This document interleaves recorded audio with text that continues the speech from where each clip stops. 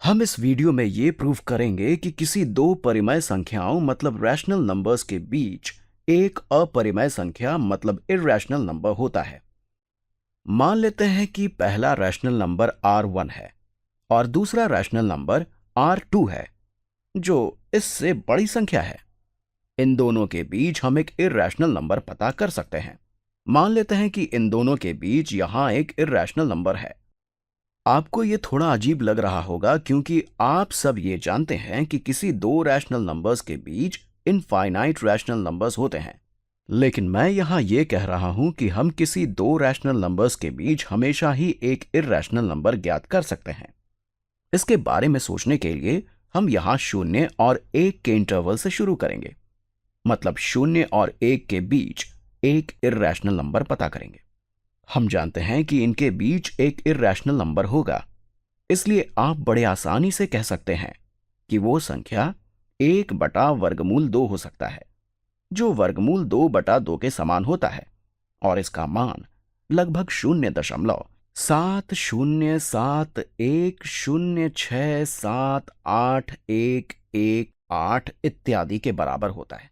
यहां कोई भी संख्या रिपीट नहीं होगी, लेकिन महत्वपूर्ण बात यह है कि ये 0 और 1 के बीच में है। तो हम इसे इस तरह लिख सकते हैं कि 1/वर्गमूल 2 0 और 1 के बीच में है।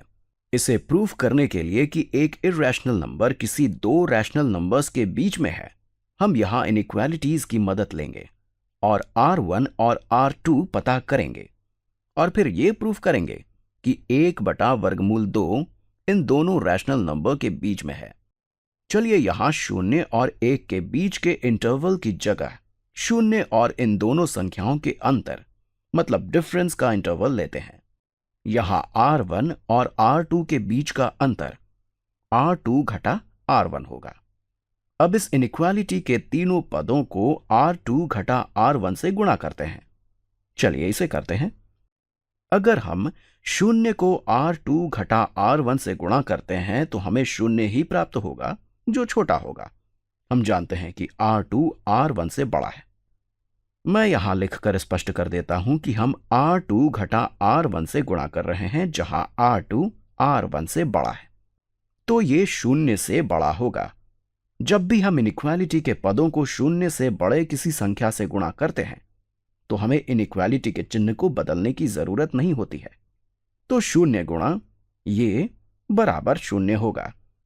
1/वर्गमूल 2 गुणा ये बराबर 1/वर्गमूल 2 गुणा कोष्ठक में R2 घटा R1 होगा, जो छोटा होगा 1 गुणा ये मतलब कोष्ठक में R2 घटा R1 से। अब हम यहां प्रत्येक पद में R1 जोड़ेंगे। अगर हम इनइक्वालिटी के प्रत्येक पद में कुछ जोड़ते हैं तो इससे इनइक्वालिटी के चिन्ह में कोई परिवर्तन नहीं होता है। चलिए यहां R1 जोड़ते हैं, यहां भी R1 जोड़ते हैं और यहां भी R1 जोड़ते हैं।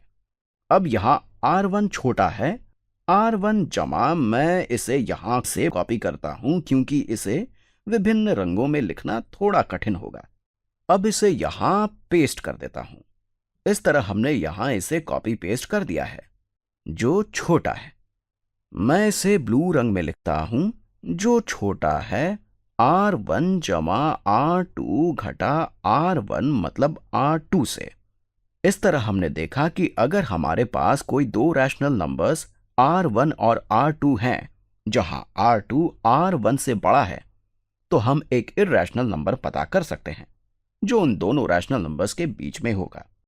हमने यहां R1 लिया, मतलब दोनों रैशनल नंबर्स में छोटे वाले को लिया, और फिर हमने इसमें 1/वर्गमूल 2 गुणा उन दोनों रैशनल नंबर्स के डिफरेंस को जोड़ा, जिससे हमें ये इर्रेशनल नंबर्स प्राप्त हुआ है।